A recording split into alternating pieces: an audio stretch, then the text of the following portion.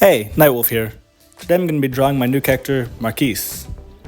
I think it's French. Anyway, a special thank you to Tyler Richards, or Sleek Panther, for helping me come up with this guy.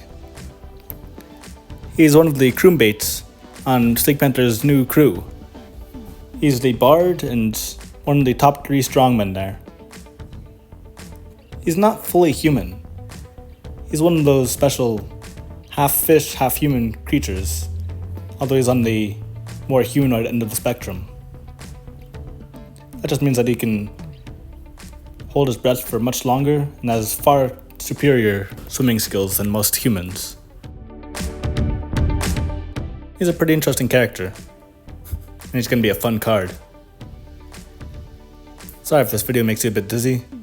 I'm left-handed, and so when I draw, I usually have to tilt the screen in order to make it so that all the curves are in the right way. This part is one of the longest and hardest steps so far. It's the outlining. I always draw my pictures first in physical copy, and then I digitally edit them in order to kind of perfect them. This is one of those, and I'm planning to make it into a card.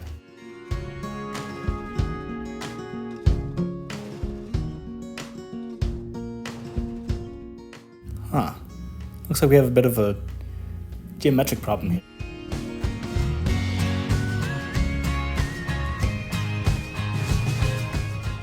The guitar is not exactly as it should be. I don't have the perfect tools when I'm drawing in person, so sometimes I have to go over and fix it when it's digital. Here we go, let's try this.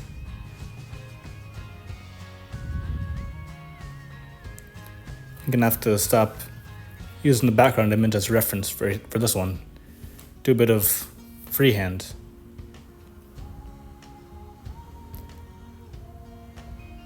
You can't really see most of what I'm doing because I'm using a ruler tool, which shows up on the app, but it doesn't show up on the when I take the video of it. Don't think I'd be able to make those smooth curves by myself without one of those tools. There we go. That's not bad for freehand. Now to work on the dreadlocks. He's got probably one of the best hairdos out of the entire card game.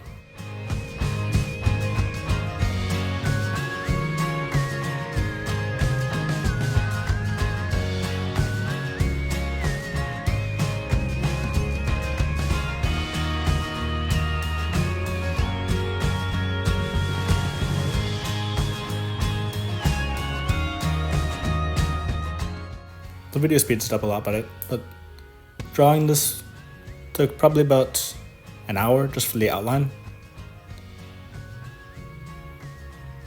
I found drawing like this to be kind of relaxing. It's a nice way to let your brain calm down, although the way that the video takes it doesn't look too calm. But going over the previous outlines in digital is nice. Gives your brain a chance to think.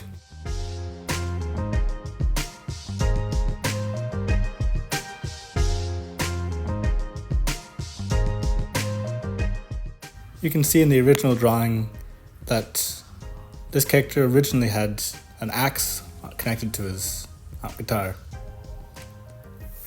Tyler's the one that came up with that idea, but before I started the digital drawing, he said that they wanted to take it out, so that's what I did. No more guitar axe.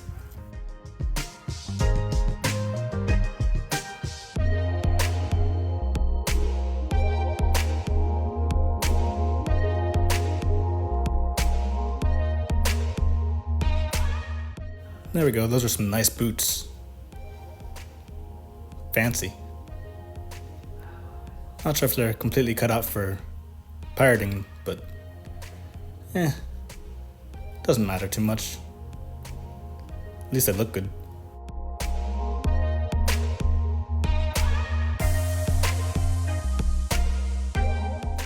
He's a bit of an older character.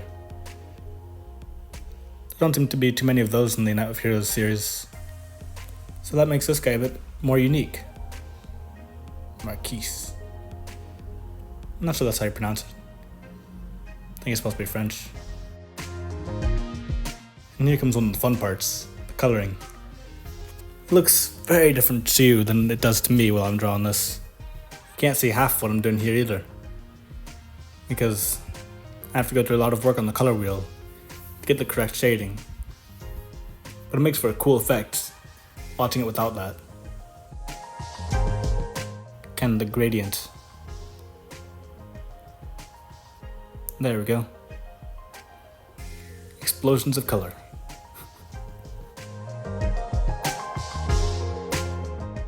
Yeah, I think he's got more of a calm tone to him.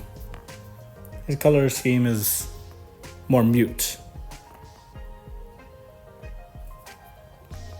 Calmer grays and light greens. Compared to the first several cards of KnightWolf Heroes, his color scheme is it's a lot more mature. Most of those color schemes tended to be bright and colorful. Oops, we got an error there.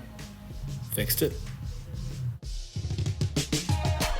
And going with the pattern, green boots look nice. Yeah, there we go. Now, what I used to do is I would do all the cross-hatching on all the fabrics for every character. After 16 of those, I decided that it's really exhausting to do cross-hatching continuously. So instead, I took the pattern from one of my characters and have been copying and pasting that throughout my newer drawings. You can see that in many of the villains. It makes the process a lot easier. And it looks good too. Improves the coloring a bit. And here's the shading. My favorite part. Using the airbrush to add a little more detail. Make it look more realistic.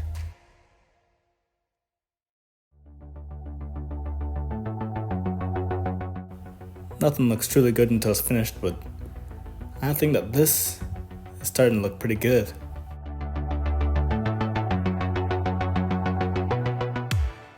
This is another one of those steps where you can't see everything that I'm doing. I'm selecting the areas that the shading doesn't touch and removing that so that the only places that retain the airbrush are the places that I want them to be in. So then I'll drag it away to the edge of the screen. There we go.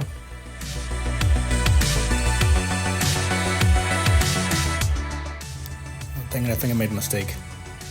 I have to undo that. There we go.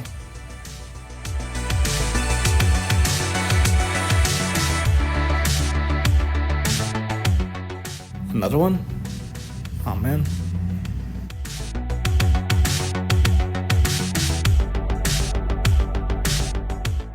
Yeah, there we go. That looks good.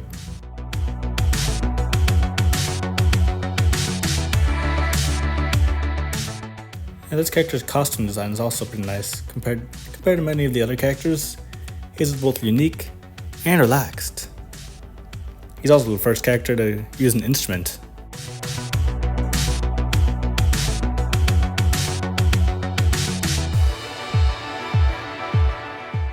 And that guitar it's not overly fancy, but it does the job. I tried learning guitar once. Didn't get too far in it. There we go. That looks good.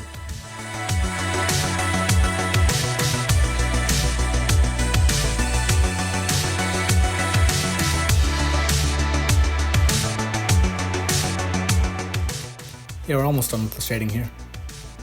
Got the pants and boots left. Maybe some minor details around the body. But we're getting close.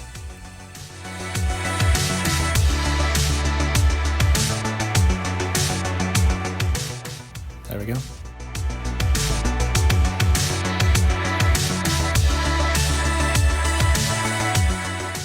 Yep, and there's the boots. Recently learned to do the highlights as well. Shading looks good by itself, but adding in some lighter colors Just makes it pop a bit more. Yeah, there we go. Gotta do the cuffs.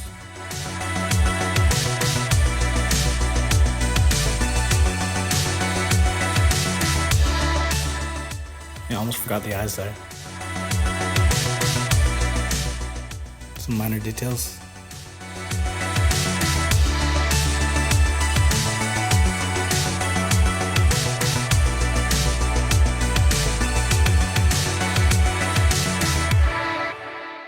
There we go.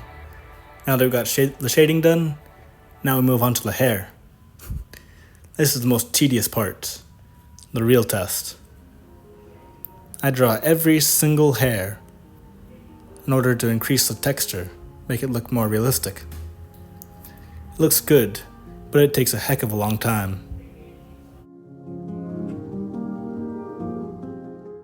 Sped it up a good bit for the video, but it's looking good.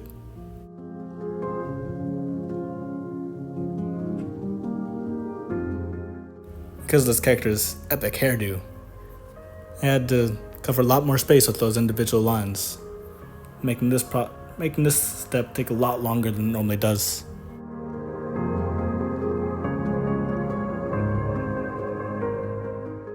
There we go.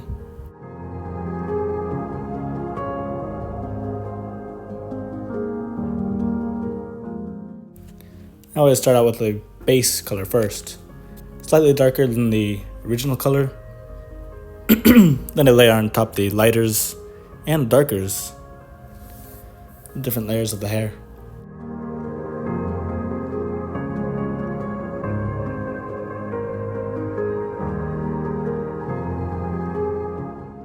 And oftentimes there are 5 or 6 layers that go into the hair.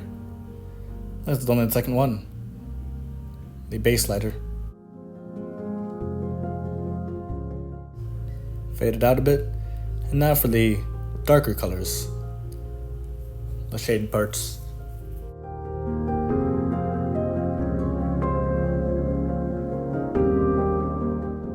It's hard to make it dark enough to where you can see a distinct difference between the base color and the shading, but also not too dark, so you can still see the outline a bit.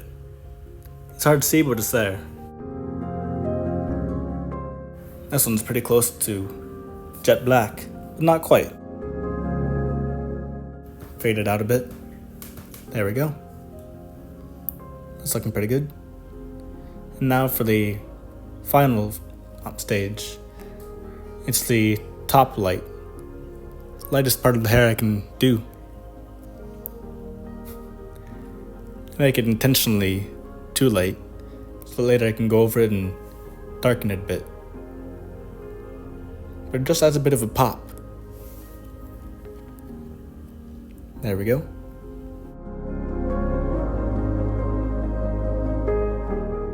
Now I'd fade that one out a bit too. That one, I made it a bit too light. Gotta fade that out a bit more. There we go. Get rid of the excess, and now for the background. And now we're done. Thanks for watching. If you have any questions, email me at knightwolfheroes@gmail.com. If you want to learn more about KnightWolf Heroes, go to knightwolfheroes.com. Have a good day, and until next time, God bless.